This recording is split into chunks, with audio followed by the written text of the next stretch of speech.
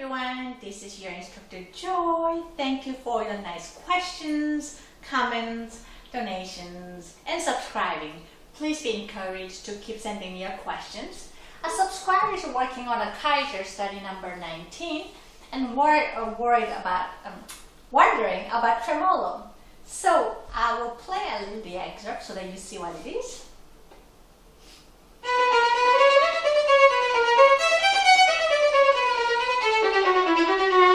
As you can see, there's a lot of spring bows.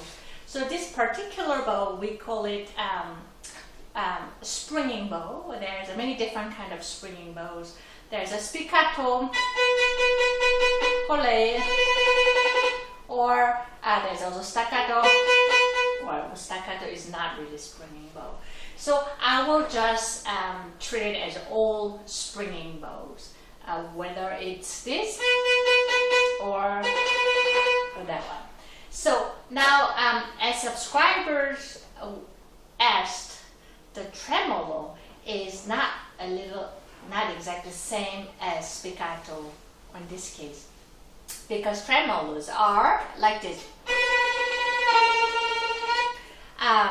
Tremolos are often the ones that's unmeasured, uncounted bow strokes, whereas other springing bows are you're supposed to play exact number as it's requested. So in the Kayser, each note is supposed to play as a 16th note. So I would treat it as a spiccato or springing bows, not tremolo. So in here it's written, each 16th note has little dots, which is staccato dots. Now, there are different kind of springing bow. They're slow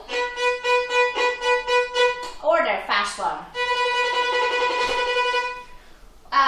They're just one bow, one springing bow for each stroke, or you can do multiple.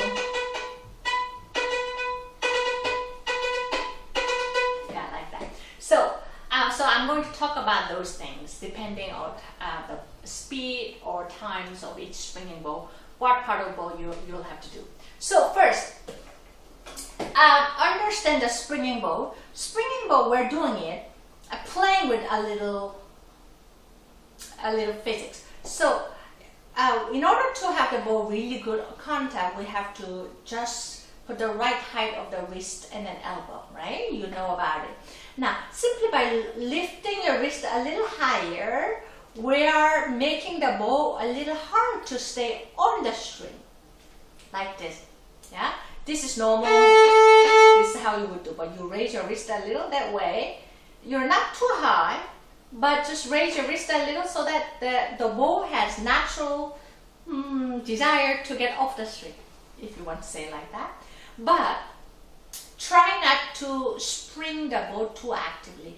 Common mistakes that I see in my studio is a lot of students are busy to spring the bow and then lose the control. So try, just do lift up the wrist a little, but try to stay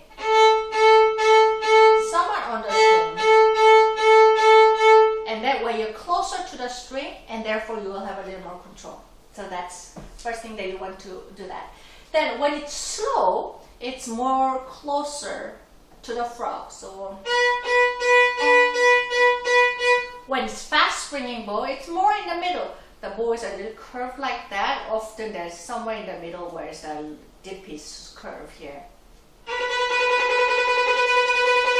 Like that. So when you play single springing bow for each stroke, it could be here or here. But if you have to play multiple springing bow in one bow, like this.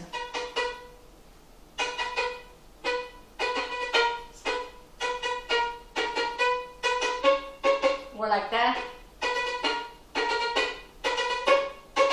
So often near the end, you might have experienced sometimes when you play legato, near the end it loses its control or contact, so it sometimes shakes it. So we're playing that nature of the bow, and then we're just trying to learn to be a precise springing bow.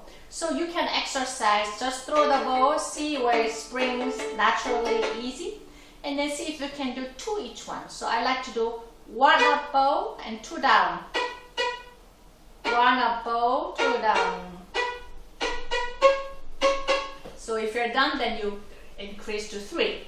1, 1, 2, 3, 1, 2, 3, 1, 1, 2, 3.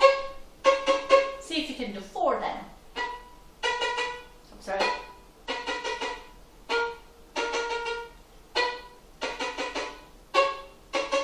Yeah, the key is not trying to have each stroke, but just allowing the bow to spring on its own without forcing too much. Yeah, so this can be a lot of fun. See if you can even come up with different kind of bow stroke. Sometimes one can just do, instead of playing twice as it's written, I normally encourage my students to play 4 times, just so that you learn the springing bow really well. 1. If necessary, just stay on one note or open string until you found the bow spot and at your right hand position to find a perfect springing bow. Yeah. So I hope this video is helpful. Please let me know what you're working on and send me your questions. And don't forget to subscribe. Hope to see you again. Bye bye.